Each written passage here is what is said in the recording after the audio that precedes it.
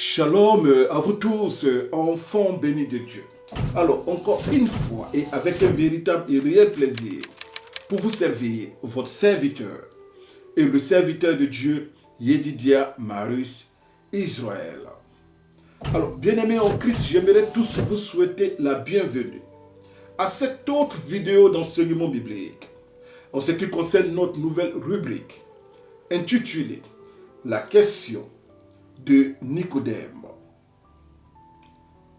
Alors, cette vidéo d'enseignement biblique sera consacrée au sujet emblématique qui est la polygamie.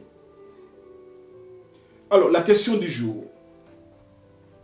Homme de Dieu, quand bien même tu avais commencé un enseignement en ce qui concerne la polygamie comme une fausse doctrine dans l'Église du Seigneur Jésus-Christ, mais vu que cet enseignement n'est pas fini, est-ce que tu peux nous faire au moins un résumé afin que nous ayons une conclusion claire sur la polygamie, et cela dans la nouvelle alliance de grâce en notre Seigneur de gloire, Jésus-Christ de Nazareth. Alors, pour ainsi dire, bien-aimés en Christ, avec l'aide précieuse du glorieux Esprit Saint de notre Seigneur de gloire, Jésus-Christ de Nazareth, nous allons donner cet enseignement. Et ce sera un enseignement proprement dit, avec versets bibliques à l'appui, pour démontrer que la polygamie est en réalité une fausse doctrine, voire une hérésie dans l'Église du Seigneur Jésus-Christ. Alors, en prélude de cet enseignement biblique, j'aimerais dire ceci. La polygamie n'a jamais été en réalité dans le plan de l'Éternel notre Dieu. La polygamie, bien entendu, est une invention du diable. Car Dieu a créé le mariage. Et le diable a inventé le concubinage. Dieu a instauré la monogamie. Et le diable a inventé la polygamie. Et cela par le mec, l'arrière-petit-fils de Caïn, dont nous savons tous est le premier et dernier homme d'ailleurs à être maudit directement par l'Éternel notre Dieu. Et cela depuis Genèse, chapitre 4. Alors disais-je, la polygamie n'a jamais été dans le plan de Dieu. Et pour preuve biblique, il y a un passage que les prédicateurs pervers de la polygamie vous cachent. Et ce passage-là est celui-là de Deutéronome chapitre 17, versets 14 à 17. Oui, quand bien même bien-aimé de Dieu, nous allons lire énormément de versets bibliques. Voilà pourquoi, avec ton honorable permission, j'aimerais ici te demander de te munir, voire de te procurer un bic et une feuille afin de prendre note. Alors disais-je, nous allons lire en premier Deutéronome chapitre 17, versets 14 à 17. Et si vous êtes là, bien-aimé de Dieu, je cite la parole. Lorsque tu seras entré dans le pays que l'Éternel ton Dieu te donne, lorsque tu le posséderas, que tu auras établi ta demeure, et que tu diras, je veux mettre un roi sur moi, comme toutes les nations qui m'entourent. Verset 15. Tu mettras sur toi un roi que choisira l'Éternel ton Dieu. Alors, première condition. Si Israël veut établir sur lui un roi, ce roi-là doit être bel et bien choisi par l'Éternel notre Dieu et lui-même. Je continue la lecture. Tu prendras un roi du milieu de tes frères. Tu ne pourras pas te donner un roi étranger qui ne soit pas ton frère. Alors, deuxième condition. Si Israël veut établir sur lui un roi, ce roi-là doit être issu du peuple juif. En d'autres termes, ils n'ont pas le droit de prendre un étranger et l'établir comme roi sur eux. Je continue la lecture, verset 16. Mais qu'il n'ait pas un grand nombre de chevaux et qu'il ne ramène pas le peuple en Égypte pour avoir beaucoup de chevaux. Car l'Éternel vous a dit, vous ne retournerez plus par ce chemin-là. Alors, troisième condition, ce fameux roi que veut établir sur eux le peuple juif ne doit pas avoir un grand nombre de chevaux. En d'autres termes, il ne doit pas avoir plusieurs moyens de déplacement. Et pourquoi? Parce qu'en l'ayant, il serait tenté de prendre tout le peuple et de le ramener sous l'esclavage égyptien. Alors, je continue la lecture. Verset 17. Qu'il n'ait pas un grand nombre de femmes.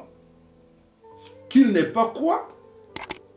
Un grand nombre de femmes. Afin que son cœur ne se détourne point. Alors, quatrième condition pour Naraté. Si le peuple juif veut établir sur lui un roi, la quatrième condition interdit à ce roi-là d'être polygame. N'est-ce pas ici la parole de Dieu? Alors, qui nous dit que c'était dans la volonté de Dieu que certains rois en Israël aient beaucoup de femmes? Alors, je continue la lecture. Et qu'il ne fasse pas un grand amas d'argent et d'or. Alors, cinquième condition. Si le peuple juif veut établir sur lui un roi, ce roi-là ne doit pas être amoureux de l'argent. Il ne doit pas s'amasser une grande richesse. En d'autres termes, ce roi-là ne doit pas être cupide. Parce qu'en l'état, il risque de tomber dans la tentation de servir Mammon, c'est-à-dire le démon des richesses et des profits, duquel même la sainte parole de Dieu nous avertit, et cela depuis Matthieu chapitre 6, verset 24. Nul ne peut servir deux maîtres à la fois. Nul ne peut servir Dieu et Mammon. Alors, bien-aimés de Dieu, voici la lecture de ce passage biblique, hautement révélateur. Alors, nous voyons très bien ici, en Deutéronome chapitre 17, verset 17, que l'Éternel notre Dieu en réalité avait interdit au roi en Israël d'avoir plusieurs femmes. Alors, lorsque le roi qui a été choisi par Dieu, mais qui est comme un berger, voit un pasteur de son peuple, et vu que le berger doit donner l'exemple aux brebis, lorsque Dieu interdit au roi en Deutéronome 17, 17, d'avoir plusieurs femmes, d'être polygame, mais quel est le message que Dieu donne de facto au peuple? Mais parce que si le roi est monogame, qui es-tu dans le peuple pour être polygame? Et je donne encore un autre exemple. Lorsque le policier qui a la garde de la sécurité des biens et des personnes, on lui interdit de fumer la drogue. Et pourquoi? Mais non seulement pour sa santé, mais pour aussi donner l'exemple aux civils. Parce que lui qui est supposé surveiller, mais pourquoi il ne donne pas l'exemple à ceux qu'il est supposé surveiller? Alors, lorsqu'on interdit aux policiers de fumer la drogue, mais c'est pour que lorsque un civil tombe dans le même délit, mais il puisse l'arrêter, le faire juger, et si trouvé coupable, mais l'envoyer en prison. Mais toi, un policier qui fume la drogue, mais avec la conscience, comment tu peux arrêter un autre drogué? Voilà un peu la problématique. Alors, quand l'Éternel, notre Dieu, en Deutéronome 17, 17, dit au roi qu'il ne doit pas être polygame, c'est pour donner l'exemple au peuple, parce que le roi est comme le miroir du peuple. Vu que ce roi-là devait être choisi par l'Éternel, notre Dieu lui-même, donc il devait faire la volonté de Dieu. Donc si Dieu demande au roi, qui est issu de son choix, de ne pas être polygame, une manière de dire que la polygamie n'a jamais été dans le plan de Dieu. Est-ce que c'est difficile à comprendre? Alors, tous ces bien-aimés qui s'excitent et qui prennent des modèles de désobéissance pour enseigner une obéissance, en disant que Salomon avait beaucoup de femmes. Et Salomon, c'est un roi. Alors, le roi Salomon avait beaucoup de femmes. Alors, qui sommes-nous pour ne pas être polygames? Salomon est-il avenu avant Deutéronome 17, 17? Ou bien Salomon est apparu après Deutéronome 17, 17? Si la réponse est telle que Salomon est apparu après Deutéronome 17, 17, cela veut tout simplement dire que le roi Salomon, en ayant un grand nombre de femmes, était en désobéissance de la sainte parole de Dieu. Comme d'ailleurs déclaré en Deutéronome chapitre 17, verset 17. David, l'homme selon le cœur de Dieu, le roi David avait un grand nombre de femmes. Alors qui sommes-nous pour ne pas? Comment peux-tu prendre un modèle de désobéissance pour enseigner une obéissance, et cela dans le corps du Christ? Alors, bien-aimés en Christ, vidéo témoin. Vive la polygamie! Vive la polygamie! Salomon qui a compris la chose, vous dites par exemple, les gens vont dire cela que mais dans votre église là, vous permettez la polygamie, vous encouragez la polygamie. Mais regardez ce qui va se passer. Est-ce que Salomon est de notre église? Non. Est-ce qu'Abraham est de notre église? Non. Lisons le cas de Salomon. Il eut, oui, 700 princesses pour femmes. Ah, Salomon eut 700 princesses pour femmes. Et 300 concubines. Et 300 concubines. Le tout fait combien? Le décor n'a jamais gagné. Qui peut faire ça pour ici là? Alors, pour ainsi dire, bien-aimés de Dieu, mais nous venons à peine de suivre cette autre vidéo, mais qui se passe de commentaires. Voilà pourquoi disais-je tantôt, choisissez très bien ce que vous établissez sur vous, et cela en tant que prédicateur. Bien-aimés de Dieu, il y a beaucoup de bouches qui parlent de Dieu,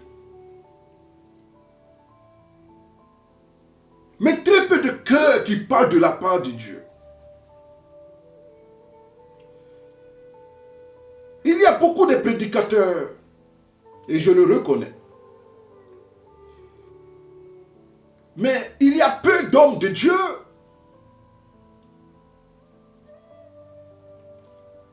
Aujourd'hui, quelqu'un se lève, il prend 2 ou 3 de ses camarades du quartier, il prend sa femme et ses enfants, et d'après lui, il commence une cellule. Et dès qu'il voit que les gens du quartier commençaient à être agacés par le bruit, il commence à les rejoindre. Il devient automatiquement pasteur. Et là maintenant, il met la pression sur ses suiveurs. Bon, nous avons commencé à grandir, il faut donner de l'argent pour que nous puissions nous procurer des chaises. Et ce qui ne manque pas dans la liste, ce sont des bâches. Et ainsi commencent les synagogues qu'ils appellent églises. Comme si l'église est un bâtiment. Et après, ils mettent la pression sur le peuple de Dieu. Mais nous commençons à être nombreux, il faut acheter un terrain. Et après l'achat du terrain, mais il faut construire un temple à l'honneur de l'Éternel. Et dès qu'il commence à avoir plus de 100 membres, il devient homme de Dieu. Faites attention à ceux-là que vous établissez comme prédicateurs sur votre vie. Car cela dit va du salut même de votre âme au paradis. Nous allons revenir au sujet du jour. Deutéronome chapitre 17, verset 17 interdit au roi d'avoir plusieurs femmes, en d'autres termes d'être polygame. Alors, mais il y a des rois, et cela dans la sainte parole de Dieu, qui pour une raison ou pour une autre ont désobéi à l'Éternel notre Dieu, en se rendant eux-mêmes polygames. Plusieurs exemples. Salomon, le roi David. Et il y a des individus égarés qui prennent ce mauvais exemple pour venir crier dans les rues et sous le soleil d'Abidjan. Vive la polygamie. Et pourquoi? David, ou bien le roi David était polygame. Salomon était polygame. Alors, une question aux prédicateurs de la polygamie. Comment peut-on prendre la désobéissance de quelques rois au travers de la polygamie, mais pour en faire une saine doctrine, et cela dans l'église du Seigneur Jésus-Christ? Une désobéissance de peut-elle être un exemple d'obéissance de plusieurs? On peut aller plus loin, car il faut s'éloigner des prédicateurs pervers. Le roi David est-il disciple du Seigneur Jésus-Christ? Pareillement pour le roi Salomon. Est-il un des disciples du Seigneur Jésus-Christ? En d'autres termes, lorsque la sainte parole de Dieu nous cite la liste des 12, et cela en Matthieu chapitre 10, est-ce que tu y vois quelqu'un qui s'appelle Salomon? Vois plus, est-ce que tu y vois quelqu'un qui s'appelle David? Avec tout le respect que j'ai pour ses bien-aimés. Quittons un peu le logos et allons dans le rhéma. Car lorsque nous lisons la sainte parole de Dieu, et cela de façon littéraire, sans y comprendre véritablement ou bien y discerner la révélation cachée derrière chaque verset, mais voilà comment beaucoup de prédicateurs font fausse route. Alors disais-je, l'Éternel notre Dieu dit que c'est lui-même qui doit établir ou bien choisir le roi qui doit être établi sur son peuple. Plus loin, en Deutéronome chapitre 17, verset 17, il dit que ce roi-là, que lui-même il a choisi, ne doit pas être polygame. Et je parle de quoi? Du roi. Mais n'est-ce pas que nous sommes dans un sacerdoce royal? J'espère que quelqu'un me comprend déjà. Deutéronome 17, 17 parle des rois. Mais qui sommes-nous en Jésus-Christ? Qui est le chrétien en Jésus-Christ? Mais c'est parce qu'il y a un problème d'identité que souvent certains tombent dans la perversité. Apocalypse chapitre 5, verset 10. Tu as fait d'eux un royaume. Alléluia. En parlant du chrétien, l'identité du chrétien en Jésus-Christ. Alors, Apocalypse 5, 10. Tu as fait d'eux un royaume et des sacrificateurs pour notre Dieu. Et ils régneront sur la terre. N'est-ce pas que le chrétien est roi en Jésus-Christ? Je reprends la révélation. Deutéronome chapitre 17, verset 17. Interdit au roi choisi par l'Éternel notre Dieu d'être polygame. Mais le chrétien de façon spirituelle, est roi sur la terre. Mais c'est parce que le chrétien est roi que notre Seigneur Jésus-Christ est le roi des rois. Parce que c'est notre chef, c'est notre tête. Voilà pourquoi Apocalypse chapitre 5, verset 10 nous dit que tu as fait d'eux un royaume. Mais qui règne sur le royaume? N'est-ce pas le roi? Et la Bible dit plus loin, mais des sacrificateurs pour notre Dieu. Et ils régneront. Qui règne? N'est-ce pas le roi? Alors, si la sainte parole de Dieu interdit, et cela en Deutéronome chapitre 17, verset 17, au roi physique d'être polygame, est-ce au roi spirituel que nous sommes que l'Éternel notre Dieu va autoriser la polygamie? J'espère que quelqu'un me comprend dans cette révélation. On peut aller plus loin. Parce que je viens de citer Apocalypse 5, 10. Mais on peut aller plus loin. Deutéronome chapitre 17, verset 17, mais dit très bien que tout roi choisi par l'Éternel doit être monogame et non polygame. Mais n'est-ce pas que 1 Pierre chapitre 2 verset 9 nous confirme encore une fois que nous sommes des rois en Jésus-Christ. La Bible dit quoi? Vous au contraire, vous êtes une race élue, un sacerdoce royal. Nous sommes quoi? Nous sommes une race élue, un sacerdoce pas lévitique, mais un sacerdoce royal. Nous sommes des rois en Jésus-Christ. Oui, mais lorsqu'il veut rentrer dans le remas de la dîme, mais il ne se gêne pas. Il ne se gêne pas. Il ne se gêne pas. Parce qu'il s'agit de quoi? De l'argent. Il ne se gêne pas. Oh, ben, c'est vrai que la dîme est dans la loi, mais nous ne sommes pas sous la loi. Et maintenant, nous sommes dans le sacerdoce royal. Nous sommes des rois, nous ne sommes pas dans le sacerdoce lévitique. Voilà pourquoi nous prenons la dîme selon l'ordre de Melchisédek.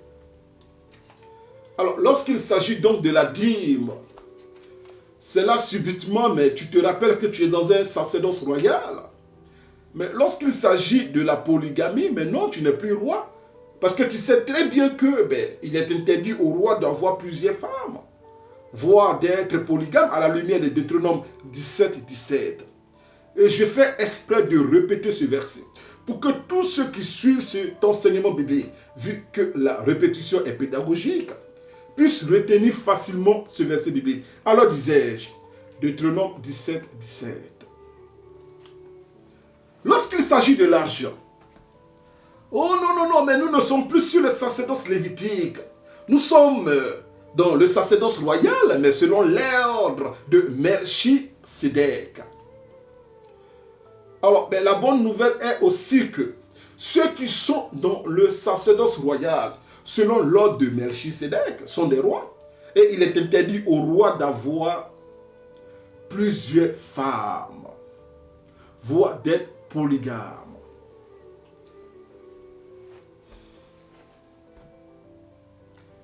On peut aller plus loin.